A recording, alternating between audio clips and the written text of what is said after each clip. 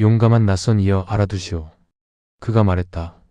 기암시드의 후손 중 하나인 잔인한 조아크가 페르시아의 왕자를 차지했을 때 그는 아담이 존재하기 훨씬 전부터 정령들의 손이 살아있는 바위를 깎아 만든 이스타카르의 비밀 지하 창고에서 어둠의 세력과 동맹을 맺었소.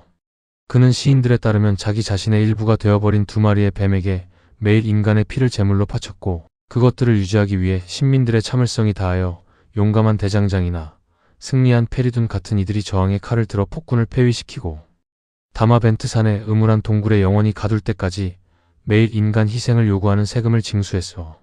하지만 그 구원이 일어나기 전 피에 굶주린 폭군의 힘이 정점에 달했을 때 그가 매일의 희생 제물을 구하기 위해 보낸 굶주린 노예 무리가 이스타카르 왕궁의 지하 창고로 7 자매를 데려왔는데 그들이 너무나 아름다워 7 훌이 낙원의 처녀 같았소. 이 7 처녀는 그 아름다움과 지혜 외에는 보물이 없는 현자의 딸들이었소. 마지막 자는 이 불행을 예견할 만큼 충분하지 않았고 전자는 그것을 막기에는 무력해 보였소. 첫째는 20세를 넘지 않았고 막내는 13세에 겨우 도달했소. 낙원의 문으로 이끄는 계단처럼 서로를 향해 부드럽게 높아지는 키 차이를 제외하면 구분할 수 없을 정도로 그들은 서로 닮았었소. 흰 비단 치마만 걸친 채 어두운 지하 창고에 섰을 때 그 7 자매가 너무나 사랑스러워 그들의 매력이 죽을 수밖에 없는 인간들의 마음을 움직였소. 천둥이 치고 땅이 흔들리며 지하 창고의 벽이 찢어졌고 그 틈으로 활과 화살을 들고 형제 6명을 거느린 사냥꾼 차림의 한 명이 들어왔소. 그들은 키가 크고 어두운 피부였지만 보기에 아름다웠소. 하지만 그들의 눈은 살아있는 자의 눈꺼풀 밑에 사는 빛보다 죽은 자의 눈의 번뜩임을 더 많이 가지고 있었소. 제네브 무리의 우두머리가 말했소. 그가 첫째 자매의 손을 잡고 말할 때 그의 목소리는 부드럽고 낮고 애절했소. 나는 지하 세계의 왕이자 진리스탄의 최고 통치자인 코트로브다.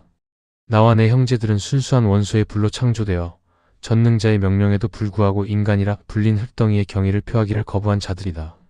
너는 우리를 잔인하고 가차없고 박해하는 존재로 들었을지 모르나 그것은 거짓이다. 우리는 천성적으로 친절하고 관대하다. 모욕당할 때만 복수심에 차고 멸시당할 때만 잔인해진다. 우리는 우리를 믿는 자들에게 진실하다. 우리는 너의 아버지 미트라스프 현자의 간청을 들었다. 그는 지혜롭게도 선의 기원뿐만 아니라 악의 근원이라 불리는 것까지 숭배한다. 너와 너의 자매들은 죽음 직전에 있다. 하지만 우리에게 충성의 표시로 너희의 아름다운 머리카락에서 머리카락 하나씩만 준다면 우리가 너희를 이곳에서 수마일 떨어진 안전한 곳으로 데려가 조아크와 그 사역자들에게 당당히 맞설 수 있게 해주겠다. 시인은 죽음의 공포가 파라오 왕 앞에서 뱀으로 변해 다른 모든 막대기를 집어삼킨 하룬 예언자의 막대기와 같다고 했소. 페르시아 현자의 딸들은 다른 이들보다 정령의 접근을 두려워할 이유가 없었소. 그들은 코트로브가 요구한 공물을 주었고 순식간에 자매들은 쿠르디스탄의 투그루트 산에 있는 마법의 성으로 옮겨져 다시는 인간의 눈에 띄지 않았소. 하지만 시간이 흘러 전쟁과 사냥에 뛰어난 7 청년이 악마성 주변에 나타났소. 그들은 쿠르디스탄 계곡에 흩어진 어떤 주민보다 어둡고 키가 크고 사납고 결단력이 있었소. 그들은 아내를 얻어 우주 전체의 용맹함이 알려진 7 쿠르드만 부족의 아버지가 되었소. 기독교 기사는 쿠르디스탄에 여전히 그 흔적이 남아있는 그 야생적인 이야기를 경이롭게 들었고 잠시 생각한 후 대답했다. 참으로 기사여, 당신은 잘 말했소. 당신의 계보는 두렵고 미움을 살지 모르나 결코 무시할 수는 없소. 당신들의 조상인 그 지옥의 사냥꾼들에게서 내려온 그 악마적인 기질의 일부로서 진리보다 거짓을 사랑하는 것이 의심할 여지 없이 사실이기에 당신이 그릇된 신앙에 집착하는 것에 대해 더 이상 놀라지 않겠소. 당신들이 악령들이 깃든 장소에 다가가면 인간 조상의 땅에 다가갈 때 다른 이들이 경험하는 것과 같은 깊은 감정을 자극하는 당신들의 영혼이 고조되어 시와 선율로 뿜어 나오는 것에 더 이상 놀라지 않겠소.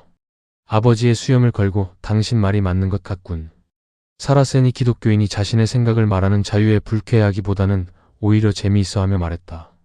왜냐하면 예언자께서 우리 사이에 투그루트의 유령홀에서 우리 조상들이 배운 것보다 더 나은 신앙의 씨앗을 뿌리셨지만 우리 역시 다른 이슬람교도들처럼 우리의 기원을 주장하는 고귀하고 강력한 정령들에게 성급하게 심판을 내리기를 원하지 않기 때문이요.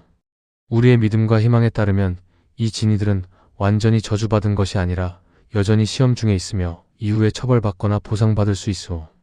이것은 몰라들과 이맘들에게 맡깁시다.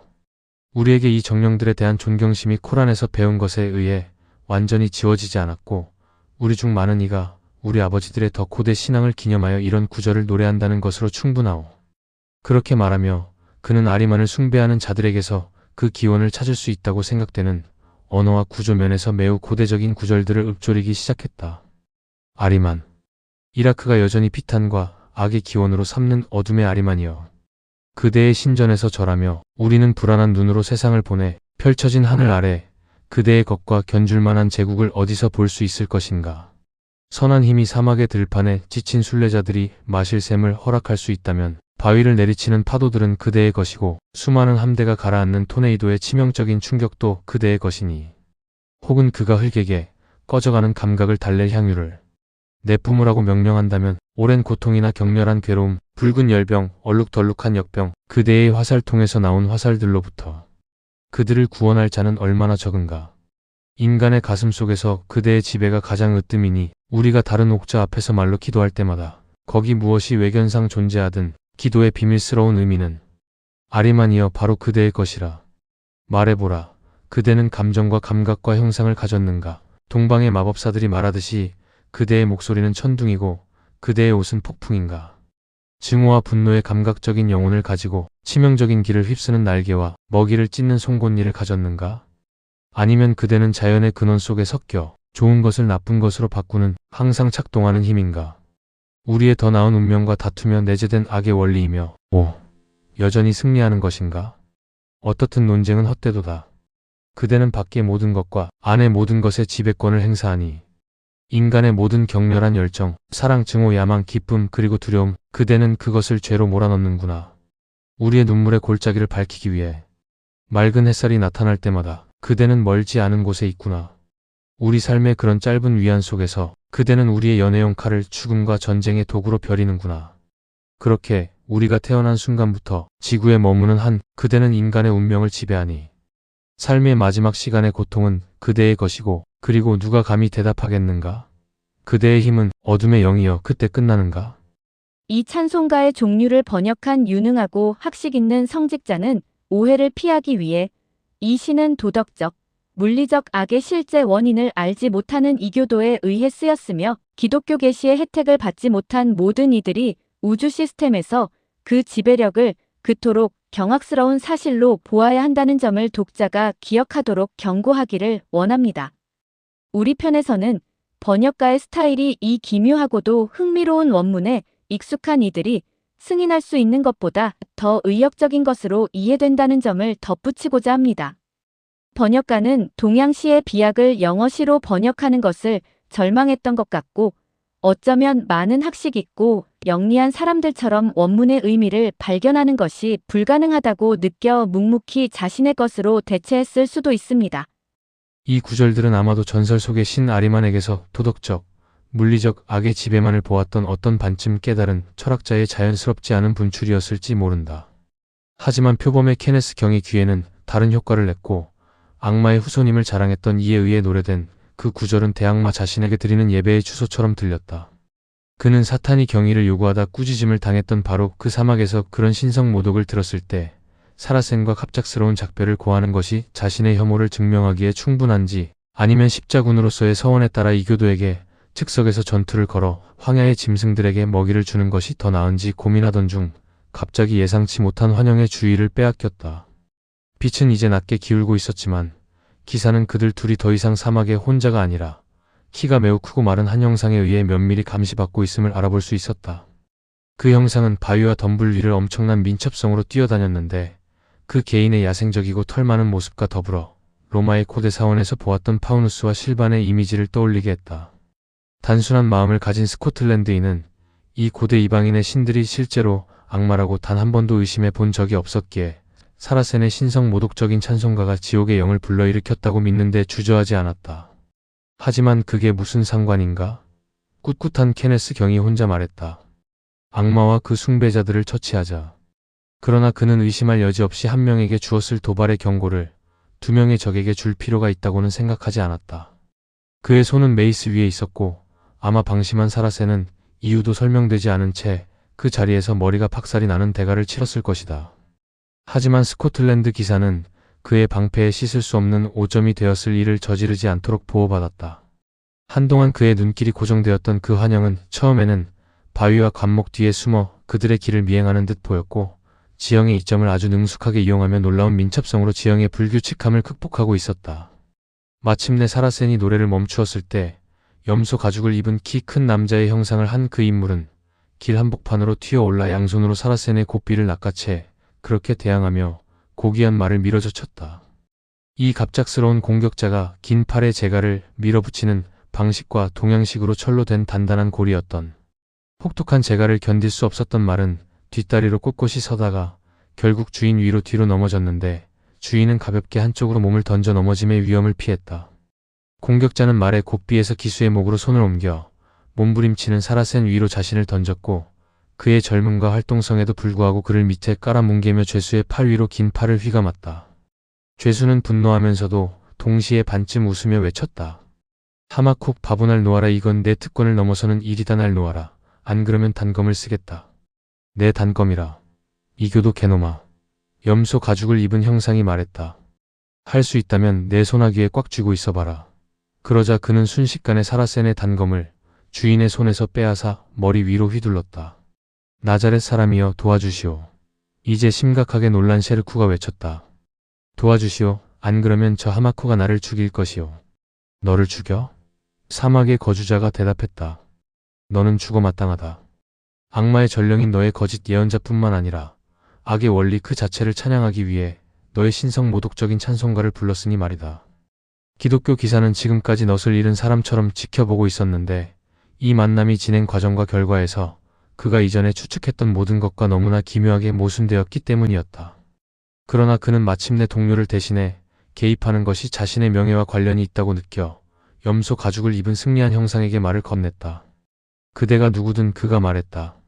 선한 자든 악한 자든 내가 지금 밑에 깔려있는 사라센의 진실한 동반자가 되기로 맹세했음을 알아두시오. 그러니 그를 일어나게 해주기를 바라오. 그렇지 않으면 그를 대신해 그대와 싸울 것이오. 십자군이 싸울 만한 적절한 싸움이겠군. 하마코가 대답했다.